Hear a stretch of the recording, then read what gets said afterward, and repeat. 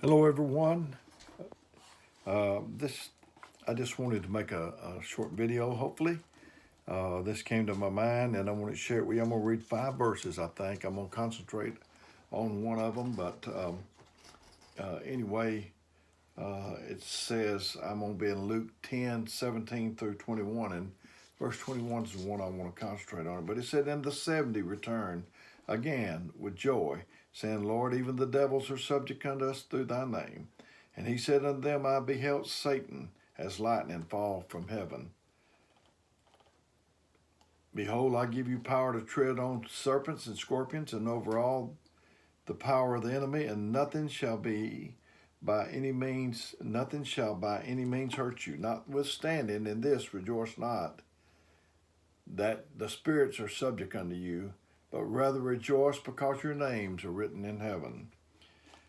Now this is the verse 21. In that hour, Jesus rejoiced in spirit and said, I thank thee, O Father, Lord of heaven and earth, that thou hast hid these things from the wise and prudent, and hath revealed them unto babes. Even so, Father, for it seemed good in thy sight. I was thinking about this, and I was thinking about uh, babies and how they learn. They learn to walk. They fall. We don't get on to them. We just put them back up, and they keep on going. But you have to be teachable in the ways of the Lord to get any help. And I think about the people that taught me. I've told you about wise men like Brother Lige Holland and Brother Hubert Sampson. Those people certainly taught me, but I've learned from children. You can learn from anyone if you'll just let yourself. My grandson, I told you the story earlier of me and him in the Nintendo. There was another time that we were together. He loved to spend the night with us, and he loved to sleep on my arm. We was just really good buds.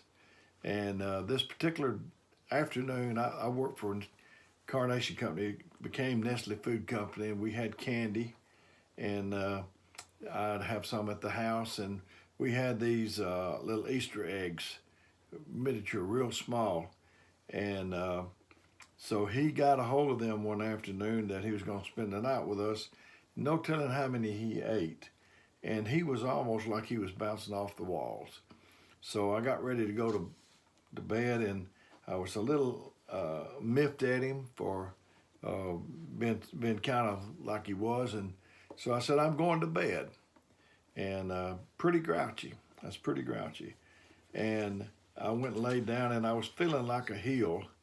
I thought, man, I wished I could have not done all of that, because me and him was good buddies, and I was afraid that was going to drive him further away from me. So I landed there, and I was thinking about it, and I heard some little footsteps coming down the hall. And I thought, oh, no, surely not. He's not coming back here after that. And I felt like saying, go back, there's a grouch in this bed back here. But I didn't say anything, and he came on, and he stood at the end of the bed, and he said, Papa, could I lay down with you? And I was amazed. I said, yeah, go ahead. And then when he did, he always wanted to lay on my arm at night. And he said, Papa, can I lay on your arm? And I said, yes, you sure can. And I just was about to bust. So I felt like I needed to say something. So I said, Grant, Papa's sorry. And he looked at me with an incredible look, like he could not believe what was coming out of my mouth. And I said, Grant, would you forgive me? And he looked at me and said, yeah, Papa, I'll forgive you. We best buds, and best buds forgive. And I've never forgot that lesson. When maybe something doesn't click with a child of God, I just think about we are best buds. So children, you can learn from children. I've learned a lot from them. I was thinking about I used to service a church for cooks back years ago, and I had to call the custodian type guy that lived next door to the church, and he would meet me over there. Well, the first time or two, the people think they know all about pest control, and he wants to say spray here, spray there, squirt here, do this, do that, and it was kind of a little annoying, to say the least. And I didn't really want to strike up a conversation with him too much because I was afraid I'd be there so long with him thinking of things to do that wasn't necessary. So one day he said, "Have you ever thought about the armor of God?" And I said, "Yes, I thought about it." I thought, man, in my mind, I was thinking, man, I've preached that no telling how many times and heard it even more than that.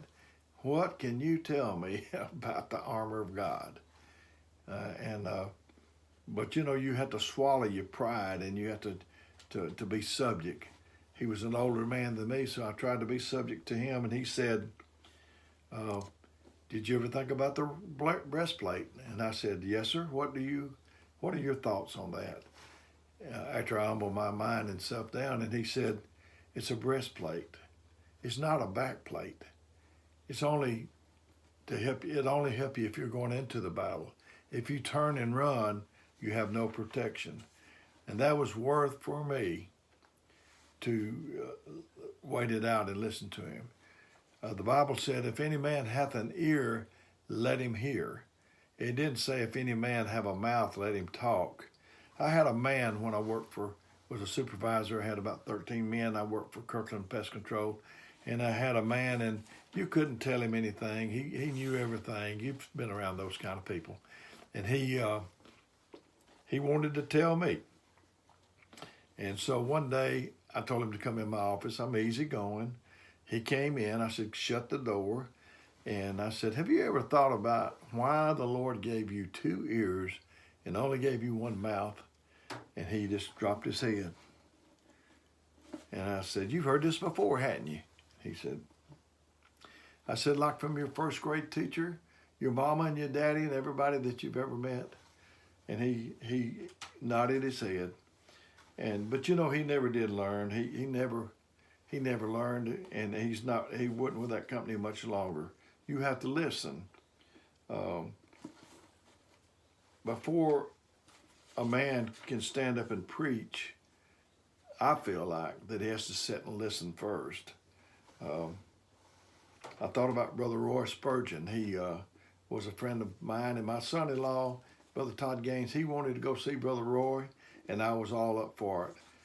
We was going to go to church somewhere on this, and we went on a Saturday. It was just a few weeks before he died, and he didn't get to go to church that night. And like I said, it was only a couple of 3 weeks before he died. He was really bad, but he came in there in the living room, and we talked to him. I know it's me and Brother Todd. I don't know. It seemed like there was somebody else. And Sister Kate, his wife, came in there, and Brother Roy, I'm telling you, he was in a talkative mood. It just thrilled him. And it kind of worried Sister Kate, and she got up behind his head, and she was doing like that. He couldn't see her, but we could, and I knew she was apologizing because he was on such a roll. And I said, "Sister Kate, I knew what I knew when I came down here. I came to find out what he knew." That seems to be the trouble to me. People's always wanting to tell you what they know, but you learn a lot more by listening.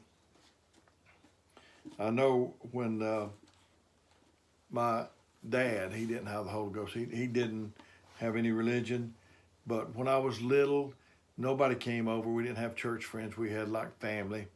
And if I was sitting in the living room where these adults were, I knew not to talk. I knew the only way, I believe, if I remember right, it's been years ago, but I believe if I had to go to the restroom, I even had to raise my hand. I was not to speak in front of other adults. And it was like I was telling you in a prior video, Brother Lige, I would go visit him, me and Brother Jack Kelly most of the time, and I didn't say anything. I didn't speak. It would take him about 30 minutes for him to tell us of his boyhood and when he watched his brother shoot dice and when the ball got lost in the high weeds and whatever it was. But I didn't say anything. I didn't ask him any question. I didn't want to take his mind and steer it past where he needed to go. So I was so glad that I listened. You learn more by listening. And this just been one verse. I've enjoyed getting this to you today and hope that the Lord will be blessing you. We're still in the coronavirus as I speak to you. But may the Lord bless you and hope to see you all soon.